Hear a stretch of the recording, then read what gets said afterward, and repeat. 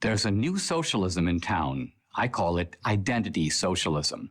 The old socialism, the kind Karl Marx dreamed up, was all about the working class, the sort of blue-collar worker who, ironically, voted for President Trump. But today's socialists couldn't care less about the guy in the hard hat. He had his chance at revolution and blew it. Today's socialist is all about race, gender, and transgender rights. Class is an afterthought. To understand this is to understand the left's takeover of the college campus and all the ills that takeover has spawned, from Me Too to Black Lives Matter to girls competing against biological boys. But campus culture has now metastasized into the culture of the whole society. As liberal writer Andrew Sullivan has put it, we all live on campus now. Identity socialism is first and foremost about division, not just class division, but now race division, gender division, transgender division. Blacks and Latinos are in, whites are out, women are in, men are out. Gays, bisexuals, transsexuals, transgenders are in, heterosexuals are out, illegals are in, native-born citizens are out. One may think this is all part of the politics of inclusion, but to think that is to get only half the picture. The point for the left is not merely to include, but also to exclude. So where did this identity socialism come from? Meet Herbert Marcuse. Born in Berlin in 1898, Marcuse fled Germany at the dawn of the Nazi era. After stints at Columbia, Harvard, and Brandeis, Marcuse moved to California, where he joined the University of California at San Diego in 1965. You'd think that living in a paradise like Southern California, with all the comforts and privileges of academic life, might have softened Marcuse's Marx-like hatred of capitalism. But it was not to be. If anything, the more he prospered, the more he wanted to bring the system down.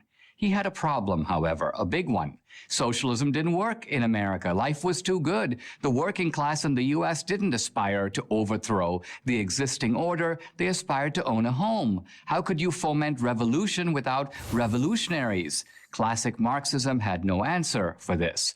But almost 100 years after Marx, Marcuse did. The answer was college students. They would be the recruits for what he termed the Great Refusal, the repudiation and overthrow of free market capitalism. Conditions were perfect. The students of the 60s were already living in what was in effect a socialist commune, a university campus. Rather than being grateful to their parents for providing them with this opportunity to learn and study, they were restless and bored. Most importantly, they were looking for meaning, a form of self-fulfillment that went beyond material gratification. Of course, as with all successful social movements, timing was critical. Here, Marcuse was very fortunate. The 60s was the decade of the Vietnam War. Students faced the prospect of being drafted. Thus, they had selfish reasons to oppose the conflict. Marcuse and his acolytes turned this selfishness into righteousness by teaching the students that they weren't draft dodgers, they were noble resistors who were part of a global struggle for social justice. Marcuse portrayed Ho Chi Minh and the Viet Cong as a kind of third world proletariat, fighting to free themselves from American imperialism. This represented a transposition of Marxist categories. The new working class were the Vietnamese freedom fighters. The evil capitalists were American soldiers serving on behalf of the American government. Marcuse found, in addition to the students, other groups ripe for the taking. The first was the Black Power movement, which was a militant adjunct to the civil rights movement. The beauty of this group, from Marcuse's point of view, was that unlike white students, its members wouldn't have to be instructed in the art of grievance. Blacks had grievances that dated back centuries.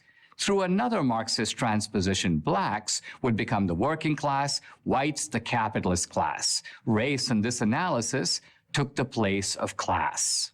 Another emerging source of disgruntlement was the feminists. Marcuse recognized they too could be taught to see themselves as an oppressed class. This, of course, would require a further Marxist transposition. Women would now be viewed as the working class and men the capitalist class. The class category would now be shifted to gender. Marcuse recognized that educating and mobilizing all these groups, the bored students, the aggrieved blacks, and the angry feminists, would take time. But he wasn't in a hurry. Soon enough, the radical students would be the radical professors, teaching identity socialism to a fresh crop of impressionable recruits. Over time, Marcuse believed the university could produce a new type of culture, and that culture would then spill into the larger society to infect primary education, the news media, and entertainment. Even big business, the hated capitalist class itself, would succumb. He was right. Identity socialism has arrived. I'm Dinesh D'Souza for Prager University.